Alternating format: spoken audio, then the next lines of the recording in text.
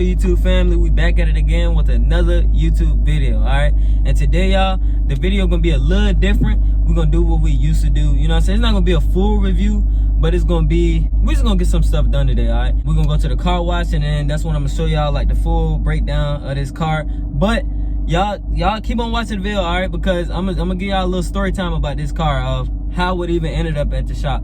If y'all watched my last video, we did a little sneak peek of this car, and I dropped off the rack and pinion and everything, y'all. It was just a full nightmare behind this car. So without further ado, we're gonna go ahead and get straight into it. I'm gonna go ahead to the car wash, and I'm gonna give y'all the story time on the way there, all right?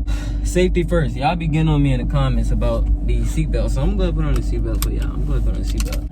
All right, y'all. So when I first, y'all, I ain't gonna lie to y'all, like, if y'all see my hairline line kind of messed up, I'm never going to that dude again. Like, that's why I knew I should have just went to the other dude that I normally go to. So y'all don't even look at that. Anyway, when I first bought this car, y'all, I knew that it had an issue with the steering, because every time you turn it clockwise, it'll lock up. So if you was to turn it like counterclockwise, it'll be good, but as soon as you turn it clockwise, it'll lock up, all right? I knew it had that problem. I just didn't know it was gonna be a rack and pinion problem. I thought it was, I don't know. The rack and pinion is electric. It's not like fluid or anything. You can't just pour liquid in it and, you know what I'm saying, it start working or whatever. I took it to the mechanic shop, right? And this is a mechanic that I normally take my cars to. I always take my cars to him. He always does a good job. Took this one to him. And I was like, yeah, can you tell me why the steering locking up and stuff? He tells me you need ball joints, you need a passenger CV axle, and you need shocks, okay? So I went to go get the shocks. I went to get the CV axle. I was like, huh, I don't need a rack and pinion? I thought I was gonna need a rack and pinion. That's why the steering locked up. He was like, nah, the ball joints is the reason why it's locking up. I was like, okay. He put in the shocks. Okay, the shocks was good. CV axle, I'm gonna tell y'all, just wait, I'm gonna tell y'all. So he put in the CV axle and he put in the ball joints. Okay, I come pick up the car, and I'm like, well, I didn't come pick it up. I came and see what was the deal with it. Yeah, it's the steering angle sensor. I'm like, okay, I thought it was a ball joint. Okay. It's still not the rack and pinion. You think it's the steering angle sensor? He's like, no, it's the steering angle sensor. And I was like, okay, get the steering angle sensor to him. He puts it on. Nothing. Okay, not the steering angle sensor. Then he finally says it's the rack and pinion. Okay, I was like, okay, rack and pinion. I knew it was this the whole entire time. So puts on the rack and pinion. Now the rack and pinion is working. It's working. So I'm driving home. Oh yeah, he had told me to go get an alignment after. So I go get the alignment the next morning. Soon as I pull into the alignment place, boom. I thought my transmission went out. I was going nuts. Like, I was going crazy, bro. I never had a transmission go out on me before. Turns out it wasn't the transmission, y'all. It was the CV axle had slipped out or something like that. After he just put on the CV axle, something had went wrong with it.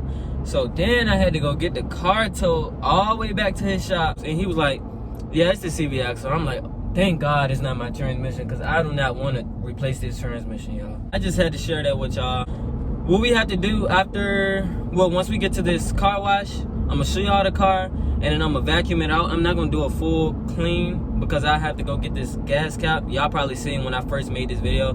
Y'all seen that the gas cap was like open a little bit. So I'm going to go ahead and take y'all with me to go do everything we got to do, all right? So I'm going to see y'all when we get to the car wash. All right, y'all. We got the floors and stuff vacuumed.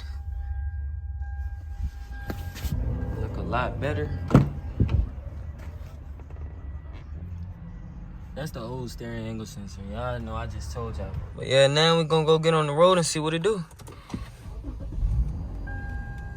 Sport mode. I'm gonna do a 0.5. Alright.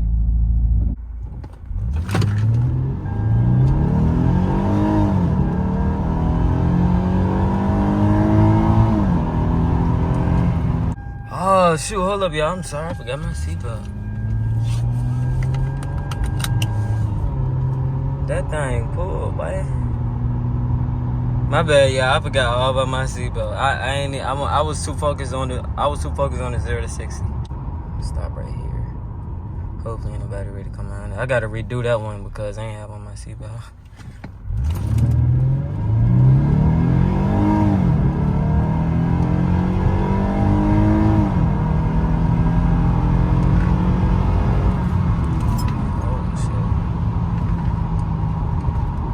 Dude on a skateboard. Hold on, let me get in this left lane.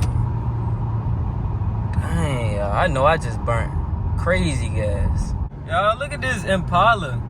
He just came in and passed me crazy fast.